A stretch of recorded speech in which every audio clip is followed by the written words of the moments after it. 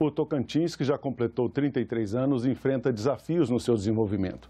A infraestrutura é precária e muitas estradas regionais e até vias urbanas não são asfaltadas. O desemprego é um dos maiores do país, especialmente entre os jovens. Sobre estes e outros temas, vamos conversar com o senador Irajá, do PSD. Porque o desenvolvimento de Tocantins é assunto de Estado.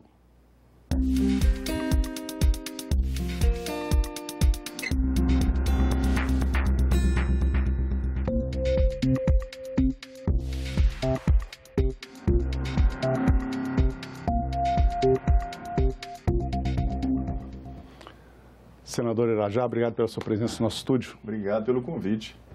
É um prazer recebê-lo aqui. Vamos começar falando, bom, é curioso que a Constituição que criou o Estado de Tocantins, em 1988, já se vão 33 anos de alguma coisa.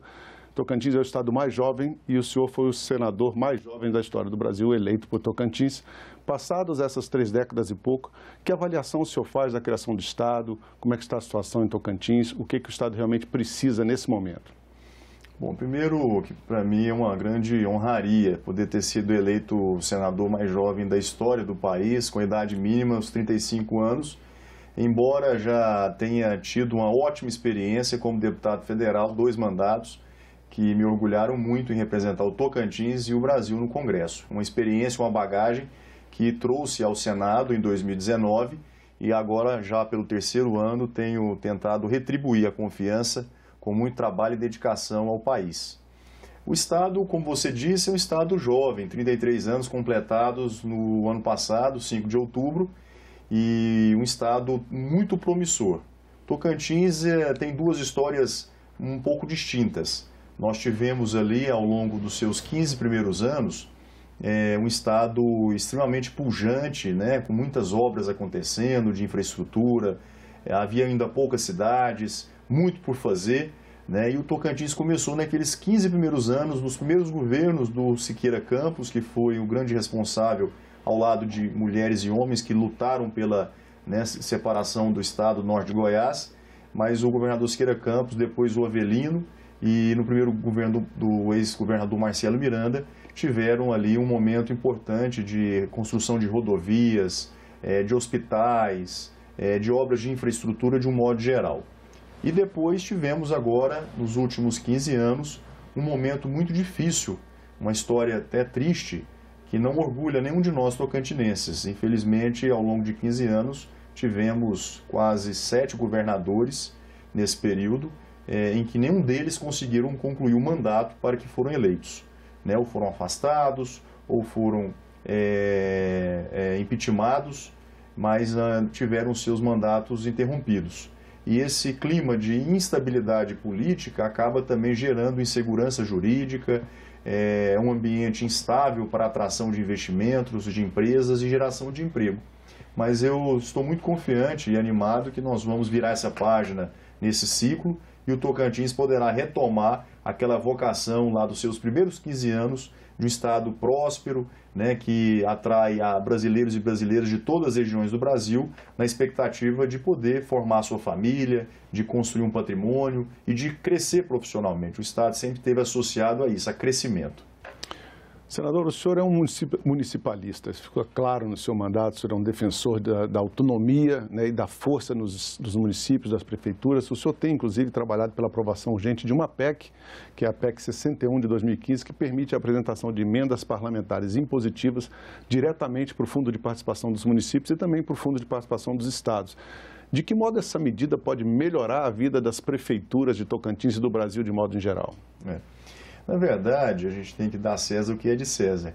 Essa PEC, ela estava já protocolada no Senado Federal, da ex-senadora Gleisi Hoffmann, autora dessa PEC, e a tramitação estava suspensa. Quando cheguei aqui à casa, no ano de 2019, fazendo um apanhado dos projetos, dos bons projetos que já estavam, né, sendo apreciados na casa, eu identifiquei a existência dessa PEC e achei ela de extrema importância para o país, não só para o meu estado, para o Tocantins, porque ela dá celeridade na liberação dos recursos aos estados e também aos municípios.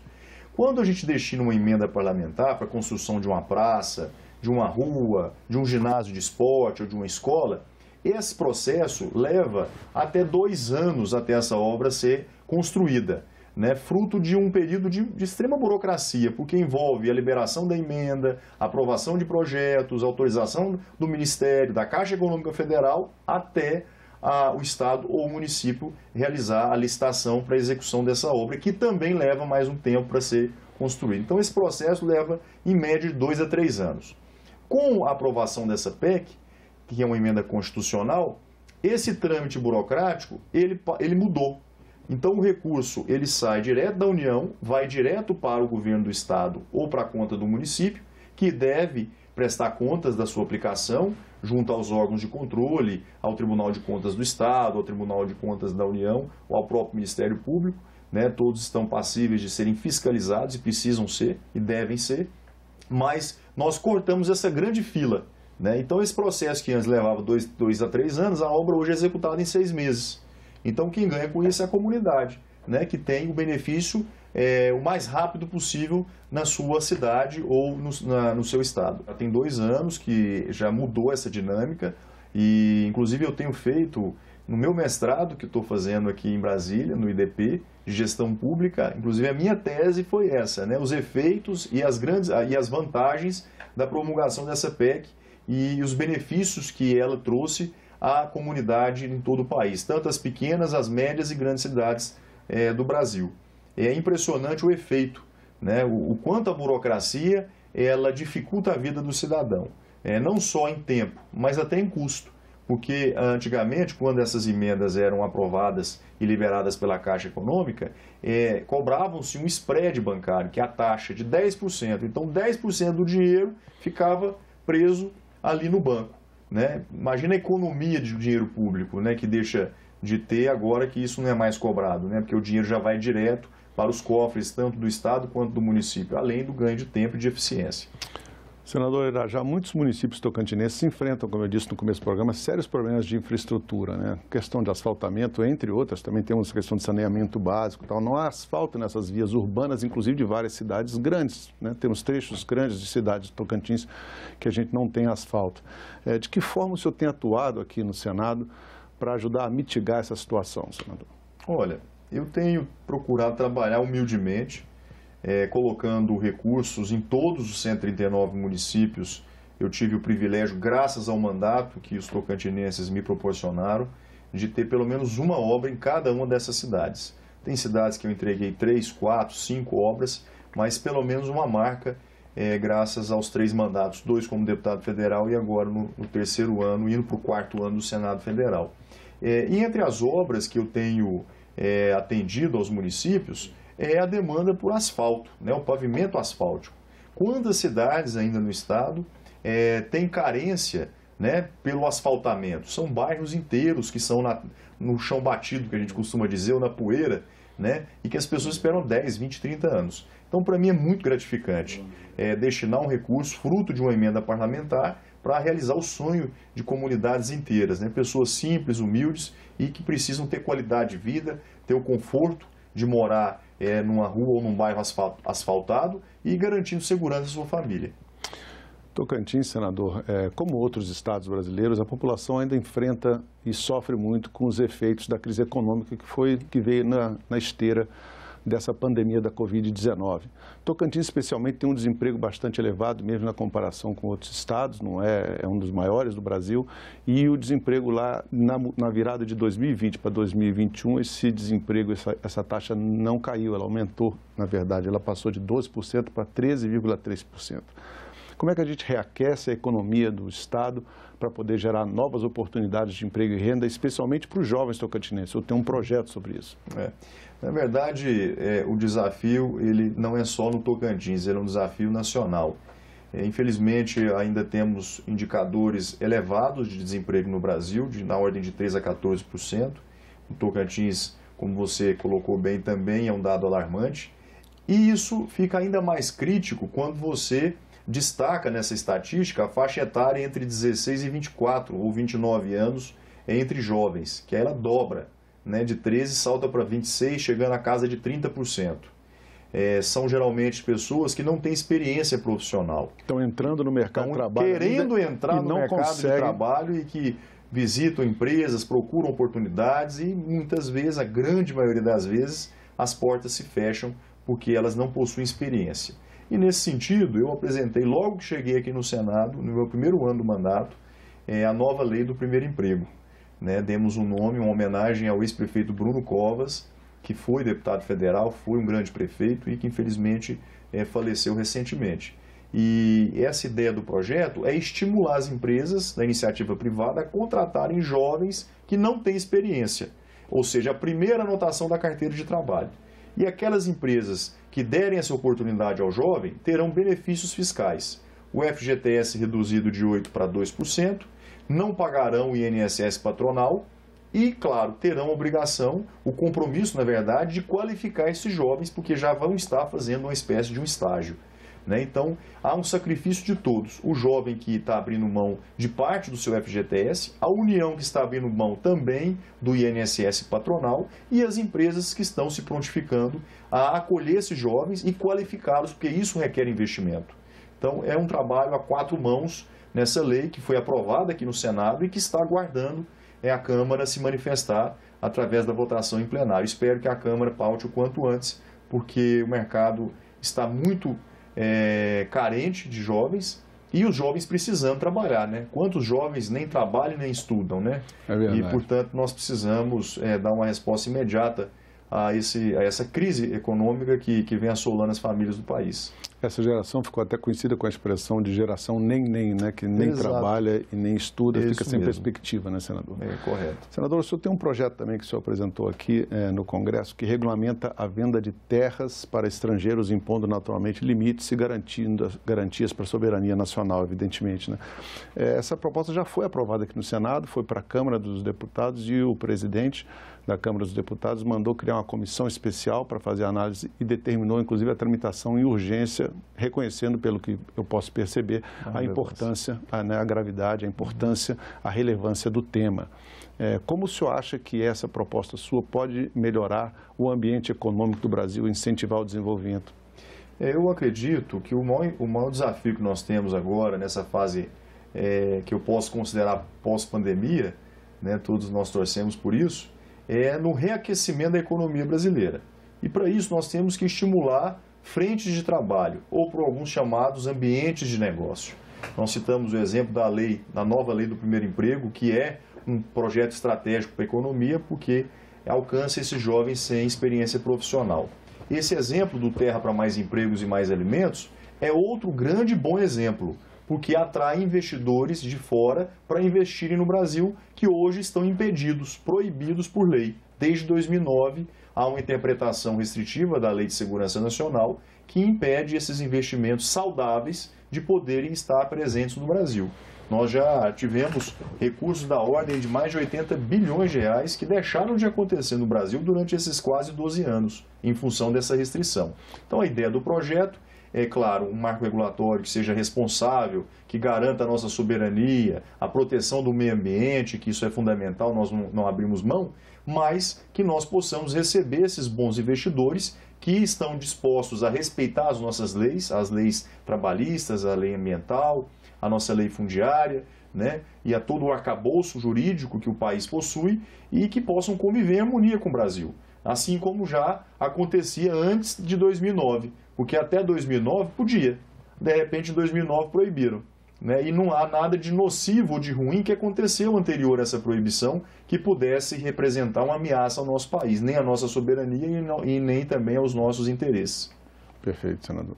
Senador Irajá, o Tocantins tem inclusive o sol na sua bandeira, né? E a energia solar, que é uma força que poderia estar sendo muito mais bem explorada no Brasil como uma alternativa energética renovável, limpa, ainda engatinha. A gente sabe que menos de 2%, se não me falha a memória, dos consumidores utilizam energia solar no Brasil, enquanto a eólica, por exemplo, teve um salto bastante significativo nas décadas recentes. Como a gente estimular a energia solar no Estado, no Brasil, para ajudar também nesse sentido? Isso gera empregos, isso representa economia, é uma matriz energética renovável? Sim. Eu tive a oportunidade de participar recentemente de um grande debate internacional que foi na COP26. E hoje o grande tema, a grande pauta no mundo é essa, né? São os projetos sustentáveis, né, que conseguem conviver de forma harmônica com o meio ambiente, claro, com seus objetivos comerciais e econômicos, mas, acima de tudo, convivendo bem com a natureza e também com a sociedade. E uma das discussões que ficaram mais em evidência foram essas, da matriz elétrica, né? Ou a matriz energética dos países. Muitos países deixam a desejar. Tem países na Europa em que 40% da sua matriz energética é renovável e a maior parte dela, 60%, movida com combustíveis fósseis. O Brasil é um grande bom exemplo para o mundo, porque nós temos mais de 80% da nossa matriz limpa e sustentável. Temos maior parcela desses 80%, em torno de 62% de energia gerada a partir de hidrelétricas. Temos agora um grande percentual de eólica, como você citou bem. A própria biomassa também tem crescido substancialmente, mas a energia solar ainda é muito aquém, né? Com o potencial que tem o Brasil de clima, de sol, né? De insolação, enfim, e de recursos, o Brasil tem um potencial para se tornar aí um grande protagonista, né? Nessa matriz limpa que é a energia solar. Eu aposto muito nessa fonte que é renovável e que tem grandes chances de crescer aqui no Brasil, para colocar o Brasil ainda numa condição de protagonismo como ele já possui no mundo. Senador, quando o senhor chegou aqui, o senhor conversava com a gente sobre as belezas do seu estado, convidando a gente para conhecer Palmas, dizendo que é uma cidade maravilhosa. E realmente Tocantins tem muitas atrações turísticas maravilhosas, não preciso nem dizer, a maior delas, a mais famosa delas, que é as terras de Jalapão, né?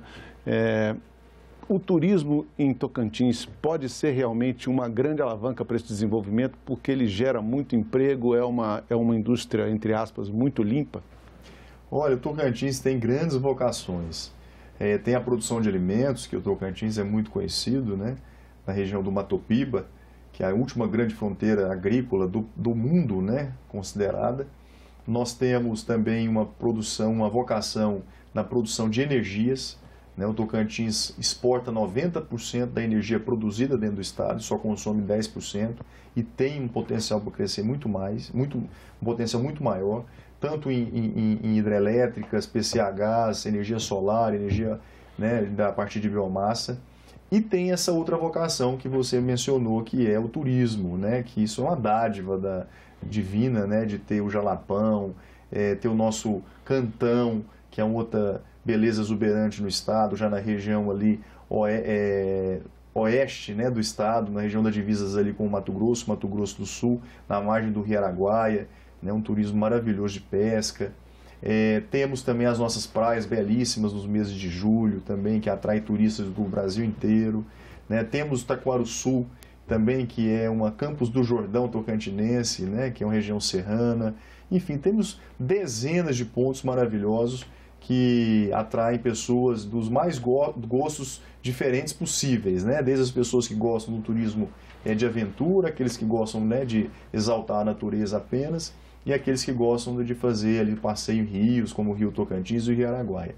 Então, o Tocantins é um estado privilegiado por ter tantas opções turísticas e belezas naturais e claro, convivendo harmonicamente com o desenvolvimento, respeitando, né, o meio ambiente e, acima de tudo, objetivando o desenvolvimento social, a geração de emprego e renda no estado. Senador Irajá, outros dois temas que o senhor se dedicou muito no seu mandato, iniciado aqui em 2019, foram a habitação popular e regularização fundiária. Foram dois temas que o senhor realmente trabalhou bastante aqui. Inclusive, no primeiro caso, a nova lei que está em vigor, né, é inclusive originária de um projeto de sua autoria, né? Fala um pouco desse projeto, como é que está funcionando isso? Existe uma demanda já antiga para renovarmos o marco regulatório da regularização fundiária no Brasil.